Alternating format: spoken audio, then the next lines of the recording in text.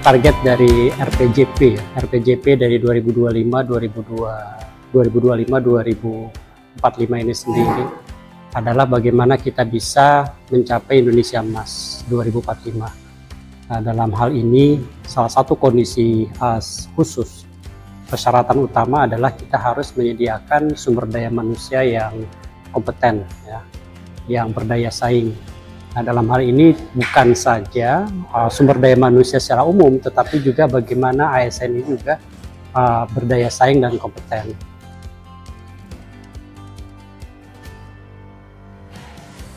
Ini merupakan sambungan, ya, bukan saja berdiri sendiri di dalam RPJP, tetapi merupakan kebijakan yang continuous, kebijakan yang berkelanjutan.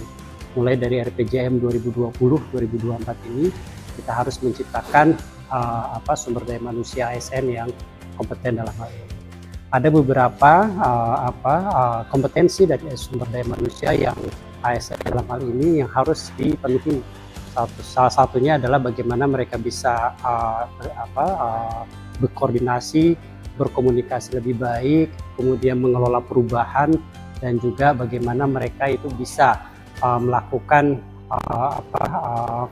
peningkatan wawasan, ya, secara berkebangsaan, dan bagaimana hubungan antara sistem merit dengan kompetensi itu sendiri adalah bagaimana kita sebenarnya ingin memberikan penghargaan yang sebesar-besarnya bagi sumber daya manusia ASN yang mempunyai kompetensi yang cukup baik dengan prestasi yang cukup baik. Jadi dalam hal ini merupakan suatu sistem yang cukup linear, ya.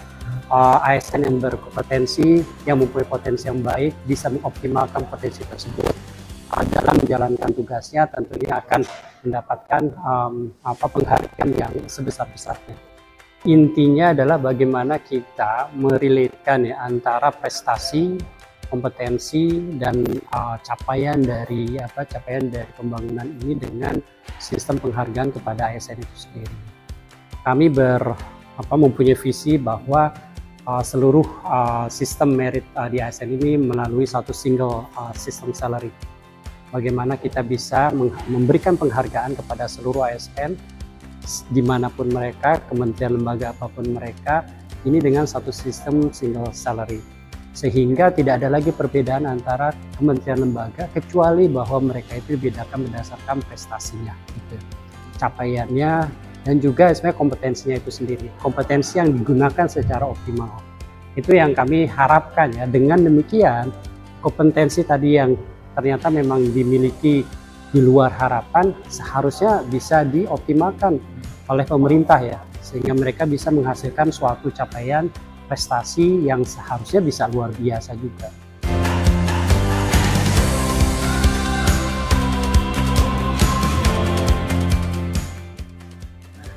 Terkait target dari pemetaan potensi kompetensi, ini sesuai dengan program proyek prioritas nasional yang ditugaskan dari pemerintah terkait pemetaan potensi kompetensi ASN, tentunya terkait dengan bagaimana potensi kompetensi para pejabat administrator, pejabat fungsional media, sampai dengan jenjang pejabat pelaksana.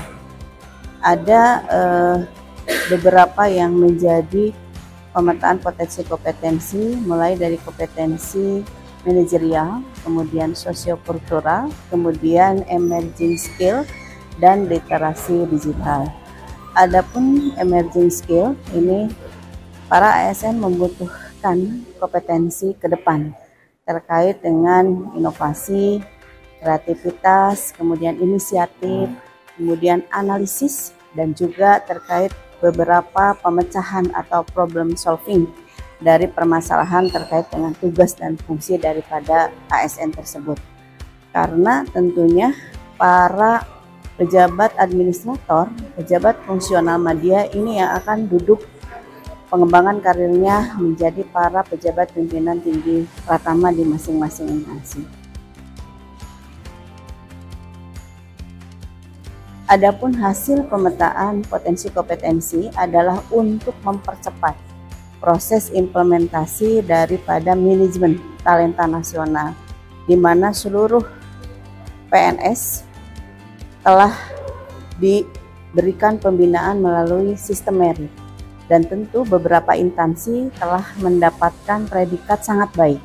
Nah, tentu sangat baik ini harus segera diimplementasikan manajemen talenta untuk upaya salah satu pertama adalah suksesi planning terkait pengisian para pejabat pimpinan tinggi pratama media yang tentunya akan kosong terkait dengan pensiun dan juga beralih kepada jabatan fungsional utama lainnya.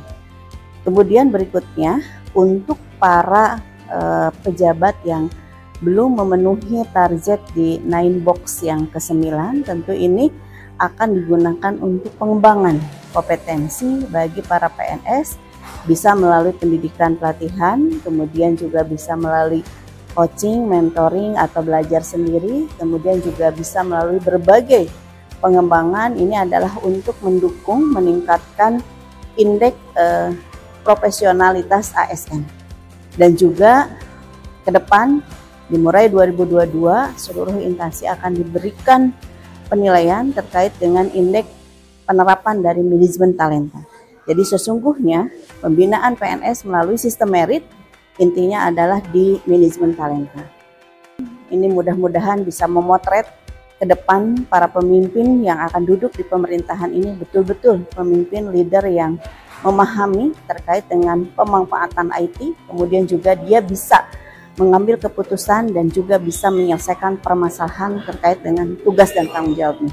Dan semoga ke depan pemerintahan melalui good governance ini terwujud sehingga Indonesia makmur semakin jelas bisa kita wujudkan, termasuk Indonesia maju pada tahun 2045 dan juga world class untuk ASN di 2024 ini juga bisa kita wujudkan.